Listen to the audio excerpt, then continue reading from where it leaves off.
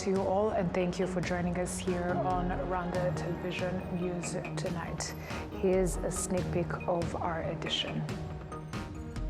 The President of the Senate, Dr. François-Xavier Kalinda, urged leaders currently in office to learn from the bravery of politicians who resisted bad governance and harmful policies, even to the point of sacrificing their lives during the 1994 genocide against the Tutsi. Political leaders emphasized their determination to fight against divisive and discriminatory politics wherever it may arise, and also affirm their commitment in building the country. Thank you once again for joining us here on Rwanda Television News. My name is Martina Avera. The President of the Senate, Dr. François-Xavier Kalinda, urged leaders currently in office to learn from the bravery of politicians who resisted bad governance and harmful policies, even to the point of sacrificing their lives during the genocide. This was part of the message he delivered to participants at the closing ceremony of the week of mourning and remembrance for politicians who were killed during the genocide, held at the Rebero Memorial Site in Kicukiro district. We have more. The activities to conclude the week of commemoration took place at the Rebero Genocide Memorial Site and began with a moment of silence in remembrance of the Tutsi politicians who were killed during the genocide against the Tutsi. Afterward, senior leaders and relatives of those buried there laid wreaths on the graves, where the remains of over 14,000 victims are laid to rest. Among the politicians remembered for opposing discriminatory policies is Professor Rumia Jean Gualbert, who was also highlighted in a talk delivered by the Minister of the National Unity and Civic Engagement, Dr. Jean Damascene Bizimana. He explained that the planning and execution of the genocide against the Tutsi began to show signs as early as 1959, with political parties playing a role in it. He urged today's political leaders to encourage their members to avoid engaging in wrongdoing. What lessons should we learn from this? First, it is important to properly educate the youth in the political organizations we present, so that they can understand this history, which helps them to prevent them from being misled. Instead, they should engage in politics that unites Rwandans, promotes national unity, and protects Rwandans from ever falling again into any form of discrimination. We can't build a country, the unity, without first understanding and who destroyed it, because that is what helps us in protecting it and safeguarding the country from returning to genocide ideology based on ethnicity and regionalism, like what characterized the government of Habyarimana, which planned the genocide against Tutsi.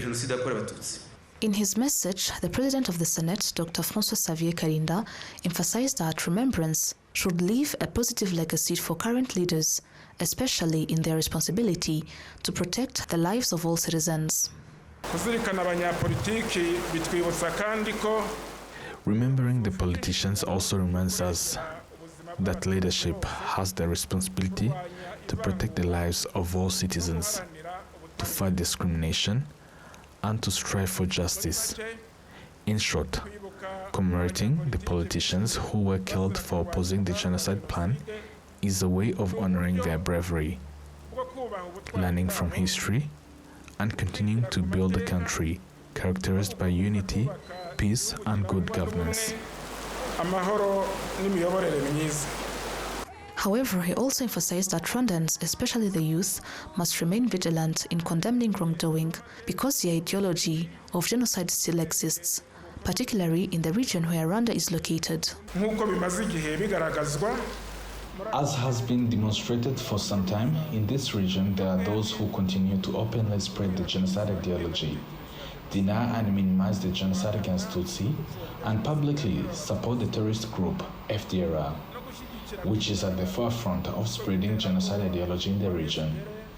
We must therefore affirm our unity and join forces to fight genocide ideology by preserving the history and evidence of the genocide against Tutsi, and by exposing the lies of those who attempt to deny and minimize the genocide against Tutsi.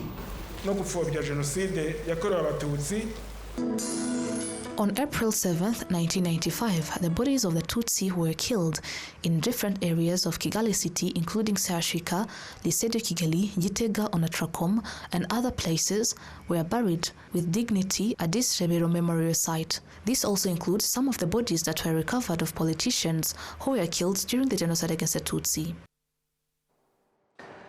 The leadership of the Liberal Party reminded its members and all Rwandans to continue being a light for citizens and a driving force for inclusive and sustainable development. The party says this is a good legacy left by its former leaders and members who were killed during the genocide against the Tutsi in Rwanda.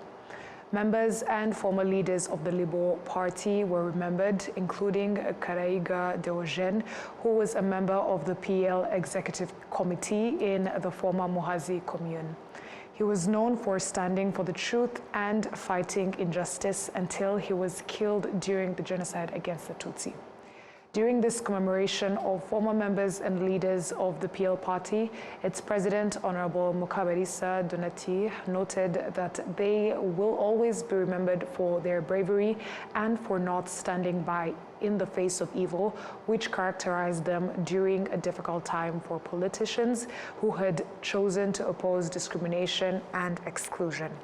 She also urged Rwandans, especially young people, to safeguard the peace the country enjoys and to oppose those who do not wish it well, remembering that the progress the country has made is the result of great sacrifice of those who stopped the genocide against the Tutsi. The PL party remembers more than 10 politicians who were in its leadership and were killed during the 1994 genocide against the Tutsi in Rwanda. Political leaders emphasized their determination to fight against divisive and discriminatory politics wherever it may rise, and also affirm their commitment in building the country. We have more coming from Adam Squizera.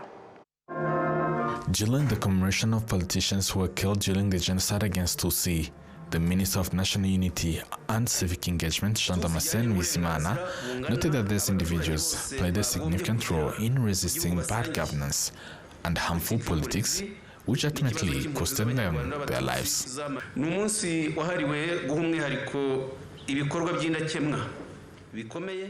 It's a day dedicated to honor the remarkable and exemplary actions of politicians who refuse to betray their commitment to Rwanda, distancing themselves from the extremist regime of Juvenal Habyarimana and his associates who planned the genocide against Tutsi. Some of those exemplary politicians are buried here, and their history must be told so that it is never forgotten. Amateka yabo akavugwa akigishwa kugira ngo ibikorwa byabo bitazibagirana. Political analyst and veteran diplomat Ambassador Joseph Nsengimana explained that politicians from the First and Second Republics contributed to policies of discrimination, division, persecution, and hatred against Tutsi, which ultimately led to the genocide. Munyenyew Theogene, Vice President of PL, also reaffirmed this, highlighting how the Habyarimana regime used certain political parties in execution of the genocide against Tutsi plan. Even the other political parties in the coalition, such as the MDR and PL, later found themselves into a movement called Power. MDR Power, PL Power, and others joined later. This demonstrated that while political parties can contribute to destruction, when they function well, they can have the potential to build the country. However, current political leaders, including Member of Parliament Christine Mukabunani of PS Mberakuri, emphasized that energy once used by politicians of that time to destroy the country should now be used to rebuild it. The political parties before the genocide against the Tutsi contributed significantly to the destruction of our nation. This now gives us the duty to restore their reputation, proving that political parties should build a country, not destroy it. We must come together to fight genocide ideology and punish anyone who spreads it. Today's politicians also stressed that there is no place for divisive and discriminatory politics in Rwanda, and affirm their readiness to combat it within and beyond the country, as highlighted by Frank Habineza, spokesperson of the National Consultative Forum of Political Organizations. Opposition mu Rwanda si ukurwana. Opposition in Rwanda is not about fighting or destroying what has been built over 32 years after the genocide. Our opposition is about offering ideas, seeking solutions to existing challenges, and doing so while remembering Rwanda's painful history that led to the 1994 genocide against Tutsi. Our opposition must respect what people established as fundamental principles, because it helps us to preserve the national unity. Currently, political parties in Rwanda work together through the National Consultative Forum of Political Organizations, which brings together all 11 recognized political parties in the country. Adams Kwizera, RwandaTV News. As we conclude the week of mourning, remembering and honoring the victims of the 1994 genocide against the Tutsi, one cannot ignore the failure of the international community to prevent the tragedy. Adams Kwizera prepared the following feature story and examined the matter closely. Let's take a look.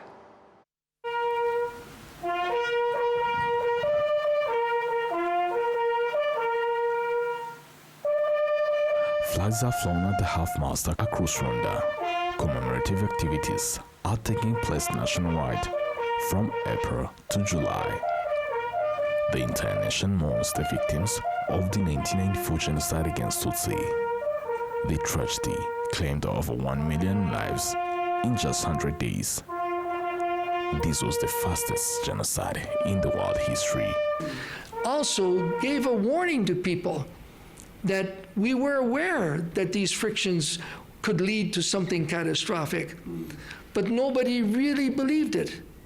My assessments were, and that's in the report I wrote and what the actions I wanted to take, the assessments from the political side of the mission had a different perspective. They thought I was overreacting. New York was busy with Yugoslavia and so on, so there was not a sufficient assessment of the reality that we had on the ground, no matter how many times I wrote them and called and discussed and so on. The world's response was tragically inadequate. The international community's failure to intervene or even to prevent the genocide laid bare in shortcomings. The promise of never again was left unfulfilled. In January 1994, the command of the United Nations mission in Rwanda sent a fax back to headquarters in New York with detailed intelligence that in Interahamwe were stockpiling weapons and compiling lists of Tutsis to be killed. He was then ordered to share the information with the very government which was preparing the genocide and to take no further action. The technology existed to disrupt the radio broadcasts that directed the killings. The planes capable of jamming those signals were available. Officials even calculated the hourly cost of the mission. In the end, the operation was deemed to be too expensive and potentially also a violation of Rwanda's sovereignty. So the cost was more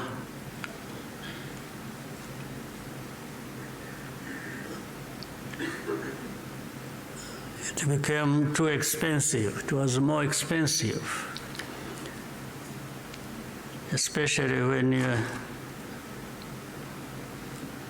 in their minds, those lives are really worthless. The failure of the international community was starkly evident at the former Eto Kicukiro, now IPRC Kigali.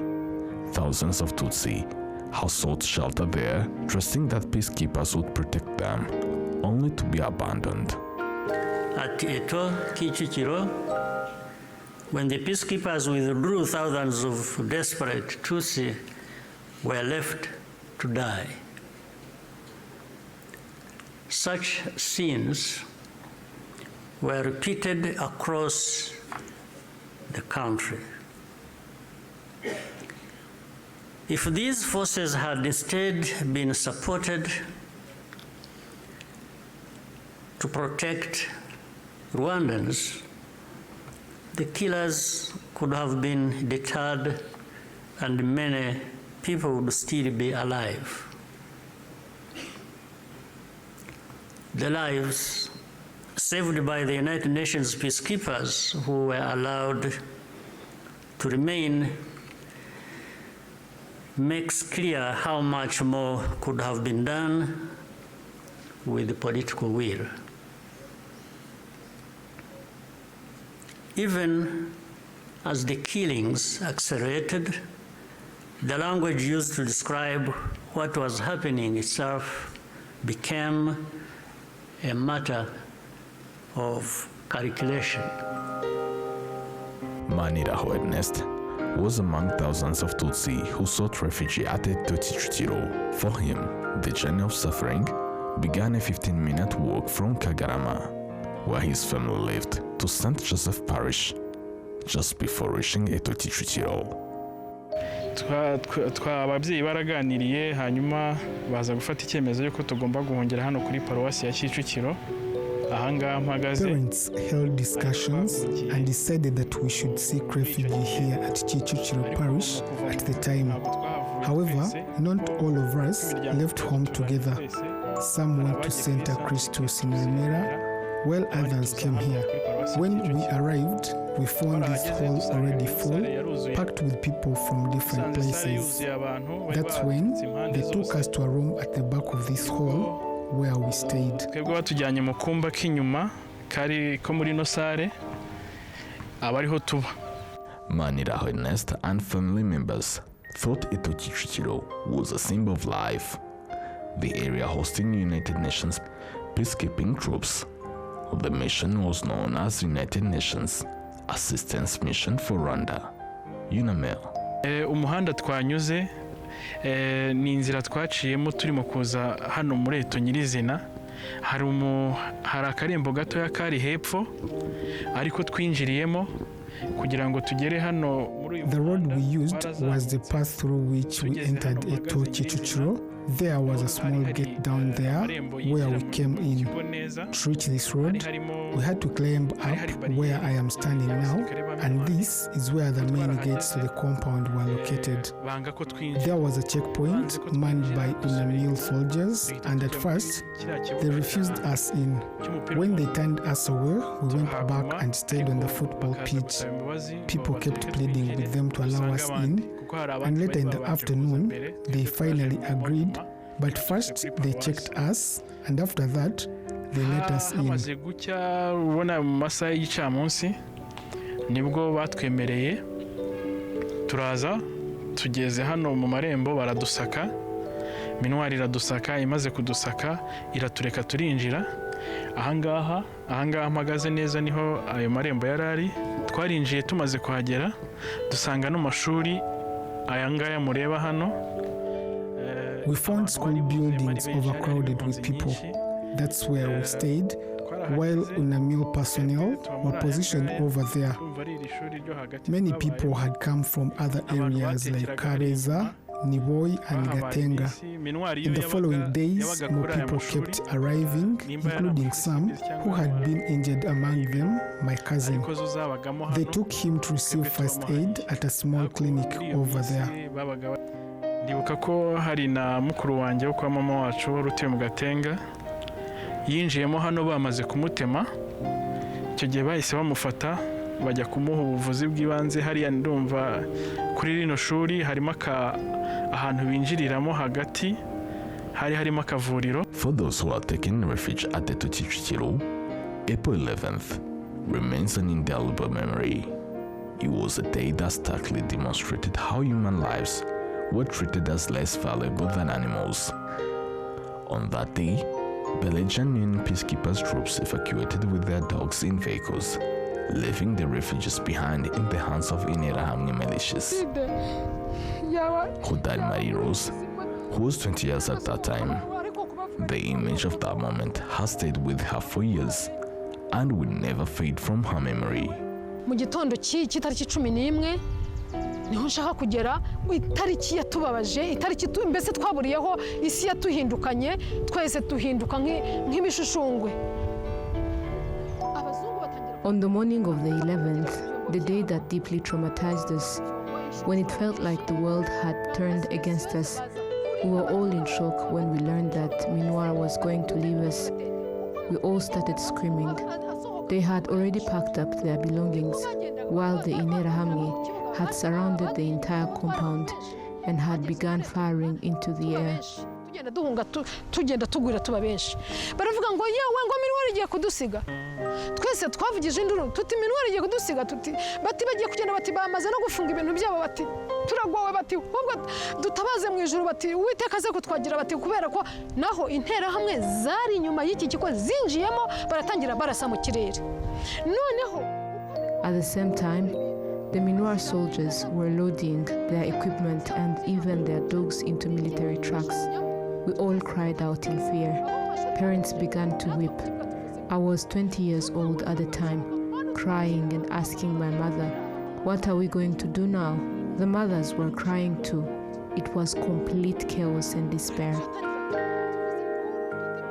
Turagenza dutema amati bane banje muragira ngo mbasubize iki ati se ati muragira ngo tujye hehe ati se n'abamama batangira kurira ibintu birivanga.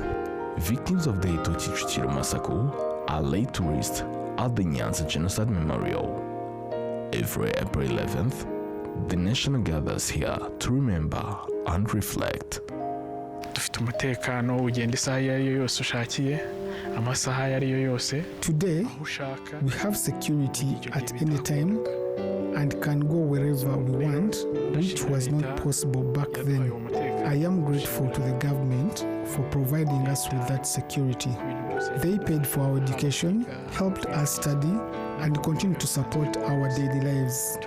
The Inhotanyi are alive, and we are still grateful to them because without them, we would not be alive today. They were helped by God so that we could survive.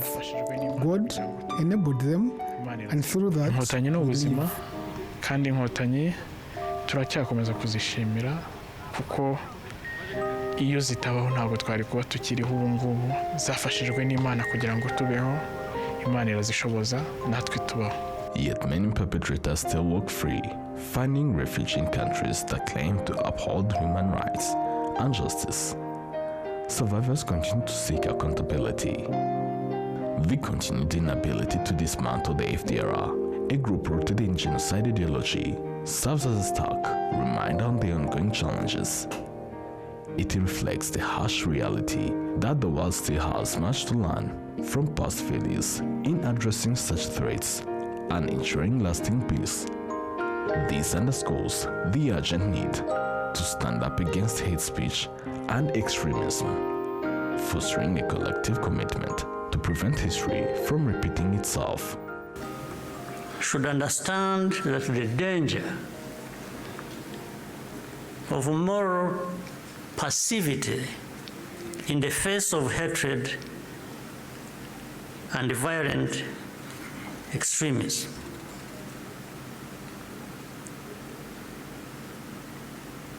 We should understand that danger,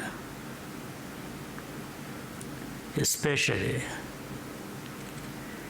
in the face of hatred and violent extremism. Africans, more than most, we must be reminded by all this history Today, our continent accounts for the majority of the world's active conflicts. In 1994, Africa's collective institutions also failed to respond. I say this because the call for African sovereignty, legitimate and necessary as it is, must also mean that African institutions act decisively when Africans are at risk. Bad actors must not be allowed to hide behind the principle of sovereignty, to evade responsibility for abuses or deny citizens their rights. We cannot afford to repeat the mistakes of the past. Genocide ideology is still spreading in our region. Left unchecked, it has the power to take us all backwards again.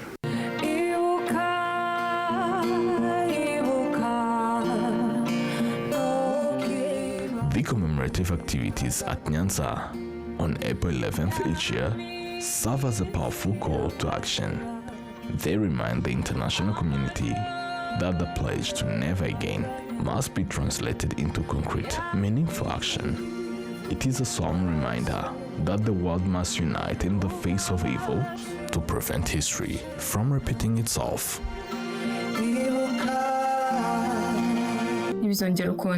Never again. Never again. Never again. Plus jamais. Nunca mais. Never again. Never again. Never again. Kamwe tena. Twibuke, twiyubaka. And that marks the end of our bulletin tonight. On behalf of the news production team as well as the technical team, thank you for sticking with us on RTV News. My name is Martina Abera, and until next time, stay safe and have a good night.